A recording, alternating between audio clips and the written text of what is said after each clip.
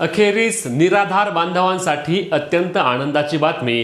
निराधार बांधव वाट पाहत असलेल्या हप्त्याबाबतचे तारीख फिक्स झाली असून वितरण देखील आता पार पडणार आहे आणि निराधारांच्या खात्यावरती एप्रिल महिन्याच्या पैशाच्या वितरणाची तारीख अखेरीस ठरलेली आहे। आपल्याला माहिती आहे की दरवेळी आपण पाहतो की निराधार बांधवांना पहिल्या अथवा दुसऱ्या आठवड्यामध्ये त्या ठिकाणी योजनेच्या हप्त्याचे वितरण होते। मग यामध्ये संजय गांधी निराधार योजना असेल किंवा दिव्यांग वेतन योजना असेल किंवा श्रावणबाळ योजना असेल, या सर्व योजनांच्या लाभार्थ्यांच्या खात्यामध्ये या ठिकाणी हप्त्याचे वितरण होत असते। आता मागील 2-3 महिन्यांमध्ये काय झालं होतं, जेव्हा इलेक्शन सुरू होते तेव्हा इलेक्शनच्या आचारसंहितेच्या काळामध्ये काही प्रमाणामध्ये हे वितरण लांबले देखील होते, परंतु आता पुन्हा एकदा हे वितरण सुरळीत करण्याबाबत सरकारच्या वतीने संपूर्ण प्रक्रिया सुरू झाली असून आता पुन्हा एकदा वितरणाची प्रक्रिया पहिल्या आठवड्यातच त्या ठिकाणी लाभार्थ्यांच्या खात्यावरती होईल।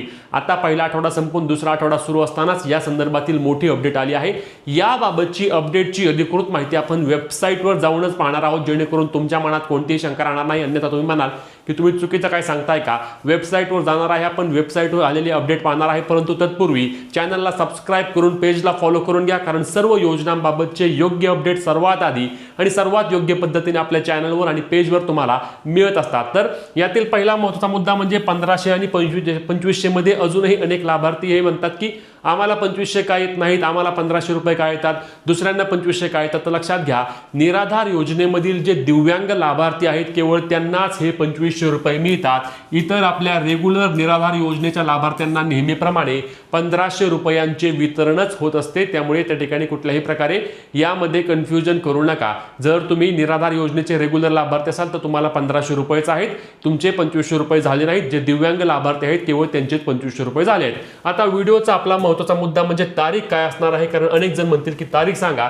आता आपण SAS DBT अर्थातच आपण अधिकृत वेबसाईटवर येऊन या ठिकाणी बघा, वेबसाईटवरच अपडेट आली आहे, मी तुम्हाला काही वेगळं सांगत नाही। आता वेबसाईट ओपन केल्या या ठिकाणी तुम्ही पाहू शकणार आहात काय आहे तर बघा, आपणास सूचित करण्यात येते की DBT प्रणालीवर कधी दिनांक 9 एप्रिल 2026 रोजी दुपारी 1 वाजल्यापासून ते दिनांक 10 एप्रिल 2026 रात्री 9 वाजेपर्यंत DBT पोर्टलवर वितरण करण्याची कार्यवाही करण्यात येणार असून सदर प्रक्रियेमध्ये हे पोर्टल सक्रिय राहणार नाही। लक्षात घ्या, आज म्हणजेच की 9 एप्रिलला दुपारी 1 वाजल्यापासून ही DBT प्रणाली सुरू झाली आहे। 10 एप्रिलला रात्री 9 वाजेपर्यंत DBT प्रणाली होईल आणि त्यानंतर 12 तारखेपासून 12-13 या 2 दिवसांमध्ये लाभार्थ्यांच्या खात्यावरती त्या ठिकाणी संजय गांधी निराधार अनुदान योजनेअंतर्गत पैसे जमा होणार आहेत। यामध्ये कोणत्याही प्रकारची अडचण नाही।